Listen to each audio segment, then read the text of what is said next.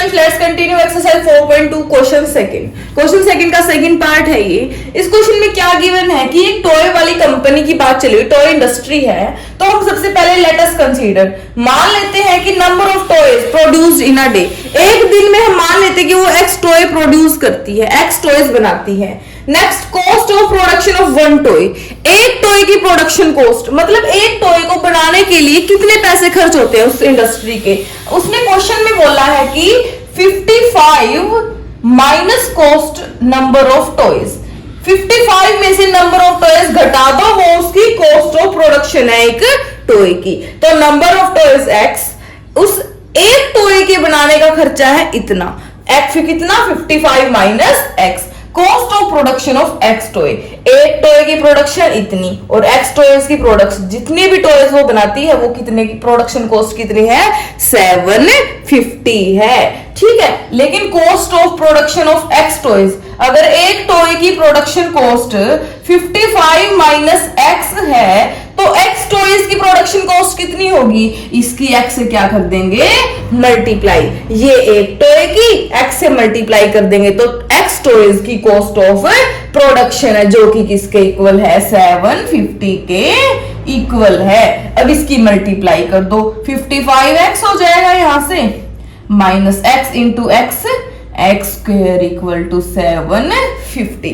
अब x square को right side में ले जाओ, एक्स स्क्वेयर प्लस हो जाएगा, इधर जीरो रहेगा बस हमारे पास, 55 को उधर लेके जाओगे तो माइनस 55x बचेगा और प्लस 750, ठीक है। अब हमारे पास क्या आ गया, ये क्वाड्रेटिक पॉलिनोमियल आ चुकी है जिसके हमें फैक्टर करने हैं। फैक्टर कैसे कि मल्टीप्लाई करे तो 750 आए और ऐड करे तो माइनस के 55 आए, ठीक है। ये है हमारा क्वेश्चन। तो देखो हम ऐसे फैक्टर कर देते हैं एक्स स्क्वायर, तो यहां पे शायद बनेगा 25 और 30, ठीक है। करके देखें, 25x एंड 30x प्लस 750।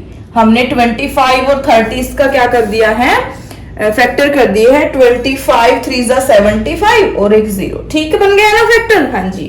तो देखो इन दोनों में से x कॉमन निकाल लो, x कॉमन, एक पावर अंदर रहेगी, एक बाहर आ चुकी है, माइनस 25 माइनस इन दोनों में से 30 कॉमन लेंगे, यहाँ x माइनस कॉमन ले लिया है तो यहाँ भी माइनस और यहाँ पे क्या आएगा 25। तो अब क्या करेंगे, अब ब्रैकेट्स में जो टर्म 0 आ रही है पहले इसको कॉमन ले लें, x माइनस 25 को अगर कॉमन ले लें तो ये वाली टर्म हट के क्या बचेगा x माइनस 30, x माइनस 30। अब इन दोनों की प्रोडक्ट किसके इक्वल है, देखो ये वाली साइड 0 चल रही थी ना, इन दोनों की प्रोडक्ट 0 के इक्वल है। इसका क्या मतलब होगा, या तो ये वाली ब्रैकेट 0 है और यहाँ ये वाली ब्रैकेट 0 है। तो हम क्या कर लेते हैं, एक बार के लिए तो x माइनस 25 को 0 के इक्वल ले लेंगे, तो यहां से x की वैल्यू क्या आ जाएगी 25, और दूसरी ब्रैकेट अगर 0 है तो x माइनस 30 को 0 के इक्वल रख देंगे तो x की वैल्यू क्या आ जाएगी